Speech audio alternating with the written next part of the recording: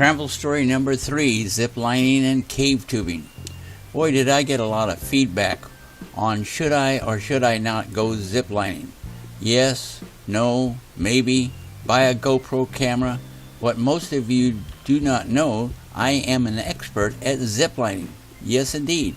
I first went zip lining 65 years ago. Hard to believe, but true. I was 12 years old. We had a large pepper tree in our backyard. My friends and I had built 2 tree houses on the extreme ends of the tree, one higher and higher than the other.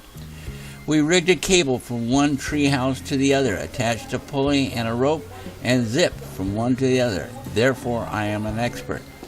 There is also built into my character the ability to blame others for my own actions. Therefore, it is all Don West's fault that I went ziplining at the advanced age of 77. Let me explain. Don was down here in Roatan about 3 months ahead of us. Don, 40 years ago, also belonged to a group called Army Paratroopers. This is a group of men that would jump out of perfectly functioning aircraft.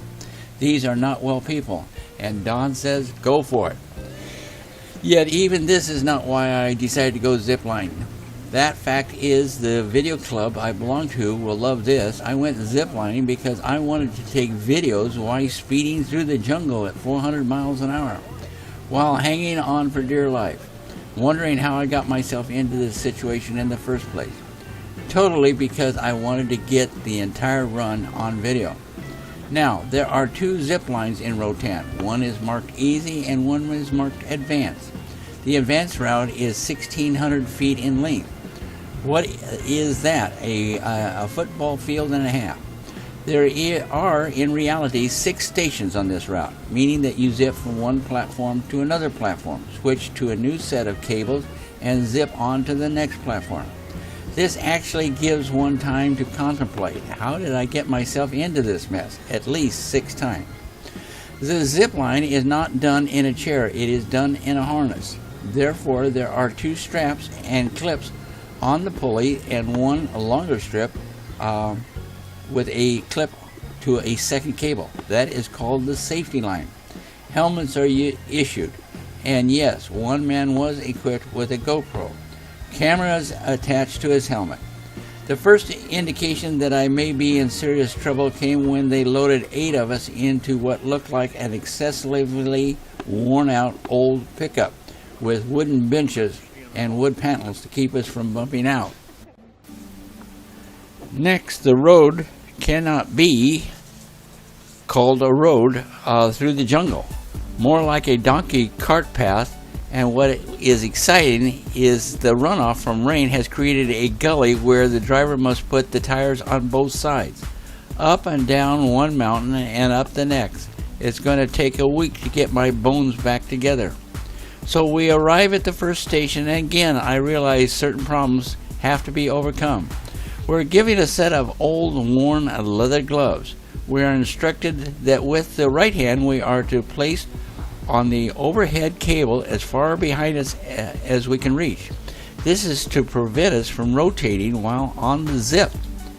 Then with the second hand we are to hold on to the strap in front, and this is to keep us upright so we do not arrive at the next station with our feet in the air and our head down.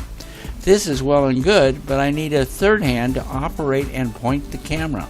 Also, there is no way for me to turn on and turn off the camera with leather gloves. The solution was to turn the camera on to video, start the video taking, and then put on the gloves. Got a lot of great footage of worn and tattered gloves. How to point the camera is still unresolved. Now the crew attaching me to the cable ran into a serious problem. The right hand lightly touching the overhead cable is to keep you from rotating. It has a death grip on the cable. No matter what they tell me or what my head tells my hand to do, it is not going to ease that grip I have on the cable. They had to physically remove my hand from the cable and start over and over and over. Finally, we got it right.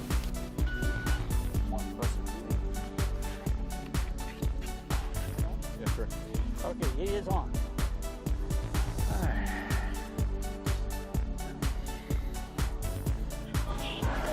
Now, do I put a hand behind me or both Yes, of them sir. on one hand behind me? Okay. Yeah, and have it very loose and let it slide down. Yeah, let it slide. Okay. Okay, very loose. One hand up here, right?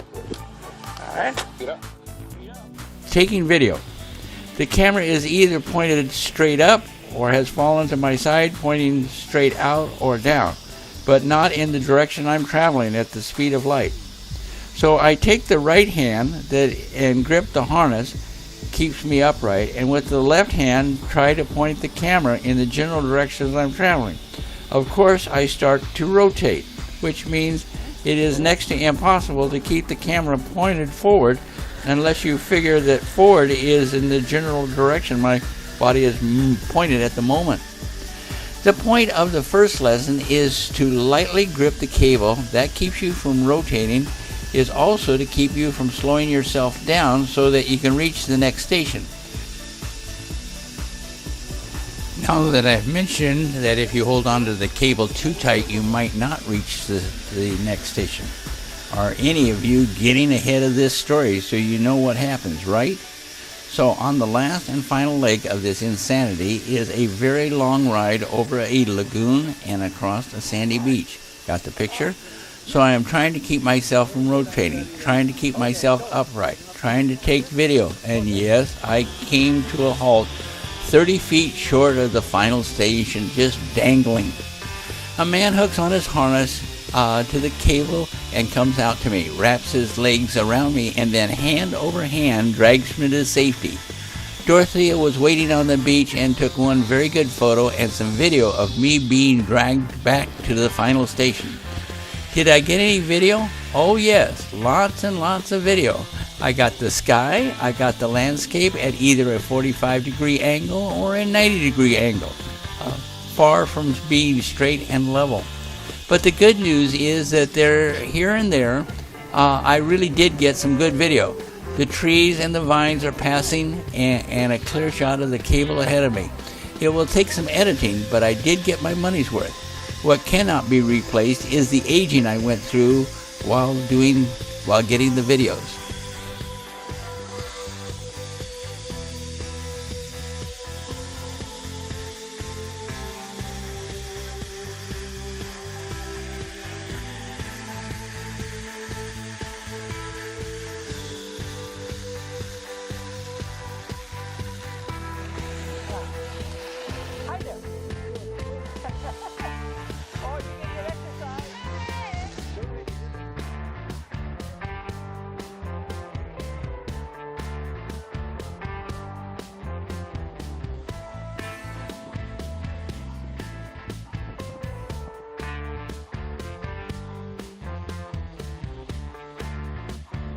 This is what happened to me. I came up short and a guy had to come out and pull me in.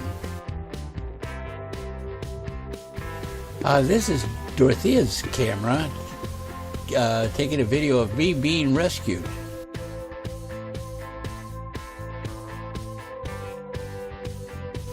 Well, Dorothea and I finished off the day by taking a gondola ride out to one of the major beaches, walking through the sand and getting our feet wet.